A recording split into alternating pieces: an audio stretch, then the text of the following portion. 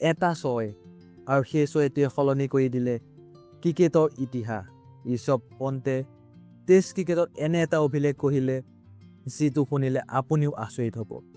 মাত্ৰ 51খন টেষ্ট মেটছত 100টা ছয়। হয়, ঠিকেই শুনিছে।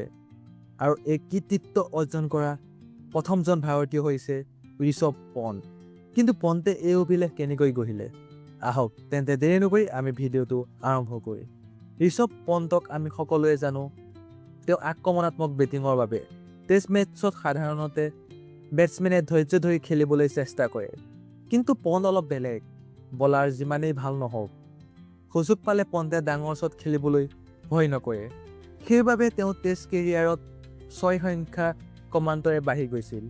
আৰু অৱশেষত আহিল সেই বিশেষ দিনটো য'ত পন্তে সম্পূৰ্ণ কৰিলে 100টা টেষ্ট ছয়। এই 100টা ছয়ৰ লগে লগে পন্তে কেৱল ভাৰতীয় ক্ৰিকেটতে নহয়, বিশ্ব ক্ৰিকেটতো নিজৰ নাম লিখি থলে। মাত্ৰ 51খন টেষ্ট, 100টা ছয়, আৰু তেওঁ হৈ পৰিল টেষ্ট ক্ৰিকেটত 100টা ছয় সম্পূৰ্ণ কৰা প্ৰথমজন ভাৰতীয়। ভাবকচোন, এজন উইকেট কিপাৰ বেটছমেনে টেষ্ট ক্ৰিকেটত এনেদৰে ছয় বৰষুণ দি এটা বিশ্ব অভিলেখ গঢ়িলে। ঋষভ পন্তৰ এই অভিলেখে এটা কথা আকৌ এবাৰ প্ৰমাণ কৰিলে, পন্তে যেতিয়া ক্ৰিজত থাকে তেতিয়া খেল যিকোনো মুহূৰ্ততে সলনি হ'ব পাৰে। 51খন টেষ্ট, 100টা ছয়, আৰু ইতিহাসত নিজৰ নাম।